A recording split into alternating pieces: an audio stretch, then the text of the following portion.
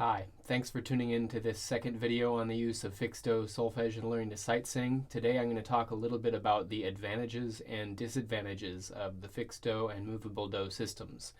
And there are more than two systems, as we will see, but first let's just get a little bit clear about what the major differences between these two systems of syllables are. So like I said, there are more than two systems of syllables, as we'll see.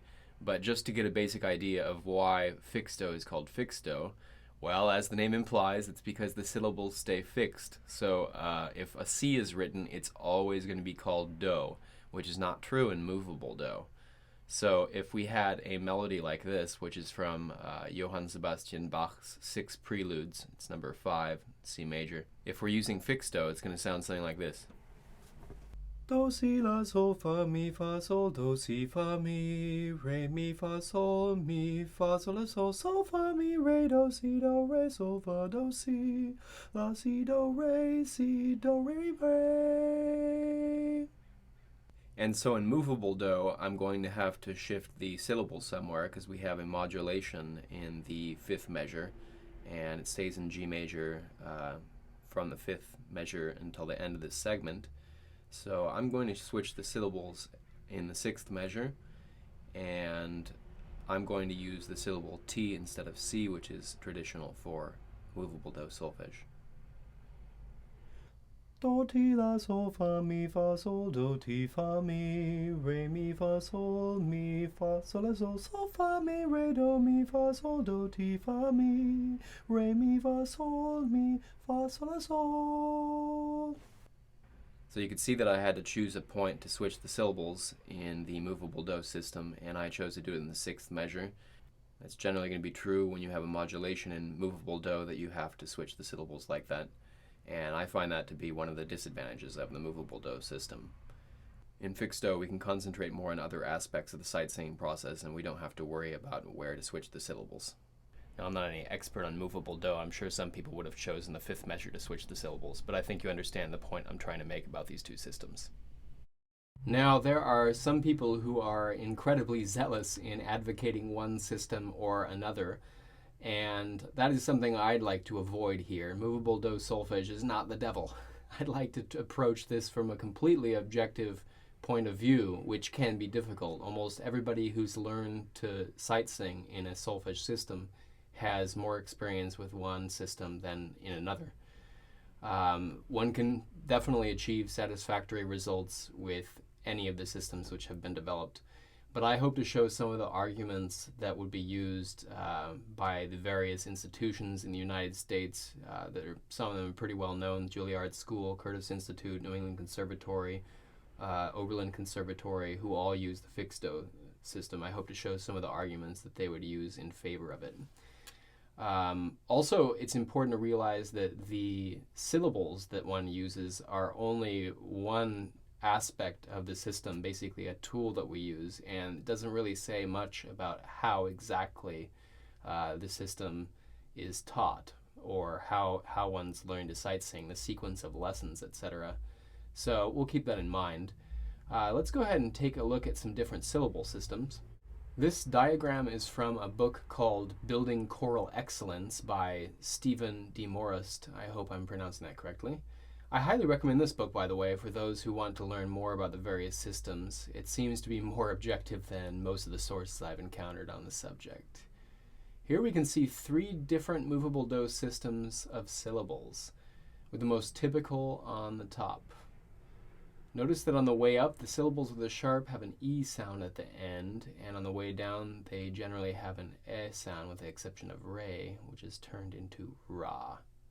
There are also several different systems considering whether the tonic of the minor mode should be called do as well, or whether it should be left as la.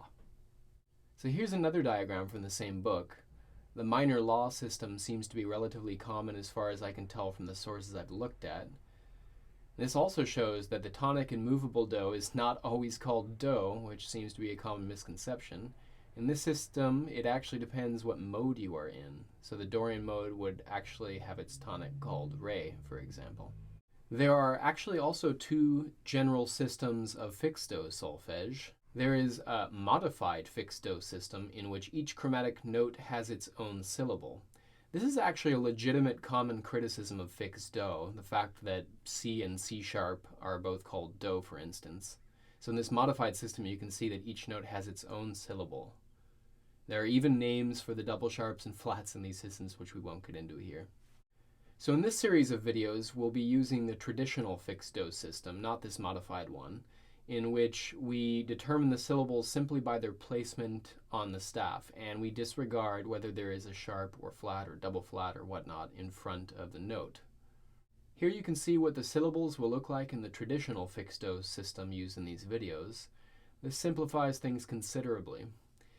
And this doesn't mean that we won't pay attention to whether there is a sharp or a flat in front of the note. It only means that the syllable won't reflect this, which is a common criticism of traditional Fixeddo.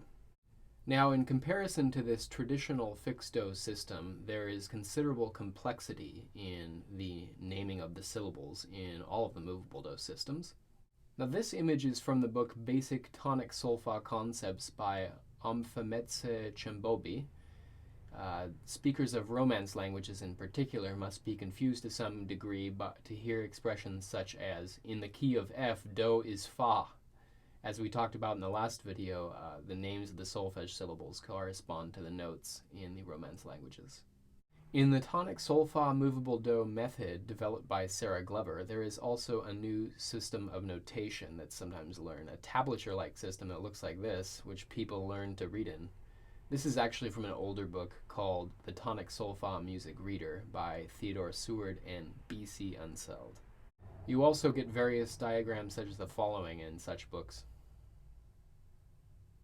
Now, to me personally, such complexities in the Movabledo systems in terms of the syllables and the modulations seem to be somewhat counterproductive and unnecessary in learning to sight sing. As we come towards the end of the 19th century, we will see increasingly complex tonal relationships and modulations, and we might have people disagreeing on which syllables to sing or whether modulations actually took place. In works like Verklärte Nacht by Schoenberg, you might have people disagreeing about which key you're in, etc. And this isn't to say that the Fixeddo system is perfect. Actually, let's take a look at some of the criticism that people have of this system. This quote is from the book we saw before, called Building Choral Excellence. Quote, critics claim that because Fixeddo does not teach scale relationships, it ignores the role of context in accurate singing. Context in this sense means that interval distances change slightly depending on their scale position. For example, the interval CE would be sung with one intonation as the beginning of a tonic triad in C major, CEG, and another if it were the leading tone to F major, CEF. In Movabledo, that major third has two different syllable representations that reflect the scale function, do-mi for the triad and sol-ti for the leading tone. Now again, this is an instance where the system of syllables doesn't necessarily say much about the way that the system of sight singing is actually taught, because when I learned Fixeddo at New England Conservatory, the teachers were constantly getting us to think about scale degrees, relationships within the scale, and matters of intonation like are discussed here. Earlier I mentioned there are some people who are incredibly zealous about the advocation of one system or another, and in my research I came across the writings of a man by the name of Art Levine. You can visit his website at www.artlevine.com, and I thought it would be useful to look at some of his thoughts on the matter and his criticism of Fixeddo solfège. I found the following criticism of traditional Fixeddo solfège in a paper on his website. Quote, Fixeddo prides itself on being perfect for atonal music and therefore adding a positivist bias for everything that preceded it. The plain reality is that Fixeddo is equally unsuitable for all music. The basic problem is that by avoiding any sort of analysis beyond the dull business of identifying the letter names, Fixeddo denies the presence of any but the most rudimentary compositional syntax. By turning a deaf ear to the notion that our perception is determined by context on a number of levels, advocates of Fixeddo wish to suggest that their method is universally applicable. By suppressing any notion of context, they have arrived at the erroneous belief that their method is equally representative of all contexts, when the truth is that it represents none.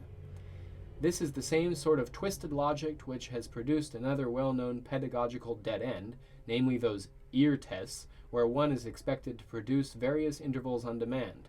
If denial is too strong a term, whatever connection may be said to exist between Fixeddo and actual musical experience is surely tenuous at best, confined, as I suggested above, to accidental free melodies in the C major scale, nota bene, not the C major key. First of all, personally I've never heard anybody say that Fixeddo solfège is perfect for atonal music, as he says. I think both the movable and Fixeddo systems have pretty significant issues when it comes to reading atonal music. We'll talk about that a bit later. But I think he's also concentrating, as many do, a little bit too much on the syllables that are being used and not concentrating very much on how it's being taught or what the musician's actually thinking about when they're singing. And in reality, people do, when they use Fixeddo solfège, think about the compositional syntax, as he says. Again, the views that this author advocates are particularly zealous, in my opinion, but it can be useful to look at the views of such authors. So why don't we go ahead and take a look at some more criticism by the same author. In the same paper, he also says the following, quote, "Both clef reading and transposition will give the user of Fixeddo major difficulties. To begin, a clear distinction should be drawn between the use of the voice and the use of an instrument, since, though related, there are different skills involved. Thus, we have 4 overlapping areas to consider. 1. Clef reading vocally, 2. Transposition vocally, 3. Clef reading instrumentally, and 4. Transposition instrumentally. 1. Clef reading vocally. It is necessary that the notational symbols be translated into letter names at all times. The choice of the standard clefs avoids the fact that many more than these were actually used throughout history. But even given the usual limitation to 4 clefs, or not as the case may be, the role of the Fixeddo names is highly problematic because the relationship between the chosen syllable and the pitch is always an ambiguous one." Now there's some truth to what he's saying here. There is some ambiguity in the Fixeddo solfège system, as we mentioned, that Do can represent C or C sharp or C flat, etc. But at least we gain some simplicity by having fewer syllables, and we can concentrate more on other aspects of the sight singing process. I also don't know what clefs have to do with any of this. I think most people learning Fixeddo will be familiar with at least 7 different clefs. And then he goes on to talk about transposition. He says, and I quote, 2. Transposition vocally. Example 13 shows the English folk song Lovely Joan, C. Vaughan Williams' Fantasia on Greensleeves. The tune is written in D Dorian. What happens when a student of Fixeddo wants to take it up, say, a minor third to F Dorian? Do they change the sol fa to match the new pitch level, or do they simply shift the tune without changing the names? If the former, the end result is that they are still looking at a D, but now calling it fa. Is this Fixeddo? Or perhaps they train themselves to imagine a bass clef. In the second scenario, the entire Fixeddo system suffers a major cave-in, only partly salvageable by invoking the absolute pitch is irrelevant clause. Because the Fixeddo user is so hardwired to visual symbols, he cannot admit that, effectively, his Do, or Re in this case, has moved. Now, he does have somewhat of a point here. It is perhaps a little bit easier to transpose in moveable-do solfège, simply because you can move Do, or Re, whatever the tonic may be. But he actually answers his own criticism here by suggesting that one might read the example as if it were in bass clef, which is something that we commonly do in Fixeddo solfège, especially when reading transposing instruments, for example. And in this case, Do remains where it should be, and contrary to what he says, and I don't see that it's a major issue. He then goes on to talk about clef reading instrumentally. Quote, "This is just an extension of the vocal situation, complicated by what is probably taken by many to be the central challenge, how to get the sounds out of a piece of machinery. Such a challenge, however interesting from a technical point of view, has no bearing on the Fixeddo question. Again, the Fixeddo syllables have no connection with the process. As described earlier, mediated instrumental performance has been elevated to the status of the real meat and potatoes, the supposedly true hallmark of the real musician. Unfortunately for the Fixeddo diner, the main course has gone missing." This all seemed a little bit silly to me. I'm not sure how many instrumentalists found that Movable-do was a great help in learning to play their instrument. I also disagree with the general notion that the hallmark of a real musician is to be able to play an instrument well. I think it is often more impressive, actually, if someone can sight-sing complex music than if they can sight-read it on an instrument. So then this author goes on to talk about enharmonic modulations. He says, and I quote, "Another area where Fixeddo runs into a collision with perception is enharmonic spelling. Example 14 is the beginning of the Marcia Funebre from Beethoven's Piano Sonata, Opus 26. The piece begins in A-flat minor, modulates to C-flat major, at which point the notation switches to B major. In bar 8, the top line jumps a doubly augmented fourth from the pitch C-flat to the fifth note of the C-flat scale, namely G-flat, but notated as F-sharp. Presumably, the Fixeddo singer is constrained to call the note Fa. From the Movable-do point of view, one can only marvel at the degree of indoctrination it must take to convince oneself that Fa is the dominant note. For the benefit of the more orthodox believers in absolute pitch, it is also of some interest to point out that Beethoven's piano was about semitone lower than the much trumpeted A440. So what does one call a C flat flat? Now, this is definitely an interesting musical example, but personally I don't see what all the fuss is about. In Fixeddo solfège, you simply read the syllables as you would in any other piece, and if anything, the enharmonic spelling becomes more clear in Fixeddo solfège than it would in the movable system. Also about the tuning, it's difficult to know exactly what Beethoven's piano would have been tuned at that time. That's a well-known issue. Tunings are something that are of great interest to me, as you'll see later in this series. Let's go ahead and look at one final criticism that this author levels against the Fixeddo system that has to do with equal temperament. He says, and I quote, "A further aspect of the systemic difficulties of Fixeddo is the claim that it is particularly suited to equal temperament, and thus able to exercise special rights when it comes to contemporary music. Whether the first part of this claim is either supportable or particularly laudable is a matter for debate, but it seems more than likely that the assertion itself, derived from individuals whose primary contact with music making was by way of instrumental media, particularly the piano. Because the piano is among the least flexible of all instruments with respect to intonation, its limitations necessarily establish a baseline, or lowest common denominator, when the piano is present. But when it is not, that is another story. For singers, violinists, and indeed the majority of instrumentalists apart from pianists, the notion that the use of any tuning system is analogous to choosing from a variety of dishes on a menu, equal temperament, just, quarter comma mean tone, Werkmeister 3, my Kawaii K11 synth offers 55 tuning systems, plus transpositions at the touch of a button or two, is flatly absurd. Now personally, I've never heard anyone make the claim that Fixeddo solfège is particularly well suited to equal temperament. If it's taught properly, students should be made aware that it is appropriate or tasteful in some cases to deviate from equal temperament. So that's pretty much all I'd say about that. There is a lot more to be said on this topic, but I'd like to conclude with a couple studies that have been done, a couple scientific studies, and I can't go into too much detail about them, but I'd like to give you an idea of the results that these studies found. The first study is called An Investigation of the Influence of Fixeddo and Movable-do solfège Systems on Sight-Singing Pitch Accuracy for Various Levels of Diatonic and Chromatic Complexity, and it was carried out by Sarah Capitelli in 2012 as part of her doctoral dissertation, and I'm going to quote her abstract here. Participants trained under the Fixeddo solfège system had statistically higher sight-singing pitch accuracy overall and at all three levels of diatonic and chromatic complexity with very large effect sizes. There were no statistically significant two-way or three-way interactions among the three factors, solfège system, diatonic complexity, and chromatic complexity. These findings suggest that the Fixeddo solfège system is more effective for music with diatonic and chromatic complexity. Now, that didn't surprise me much, but the results of a second study did surprise me a little bit. This one involved children and was called Effect of Fixeddo and Movable-do solfège Instruction on the Development of Sight-Singing Skills in 7 and 8-year-old Children, and it was carried out by Elena Holmes in 2009, also as part of a dissertation, and I'll quote her abstract as well. Results revealed a significant improvement in sight singing achievement for both experimental groups. Children who participated in Movabledo solfège instruction demonstrated the highest scores on the post-tests and the greatest gain in sight singing achievement.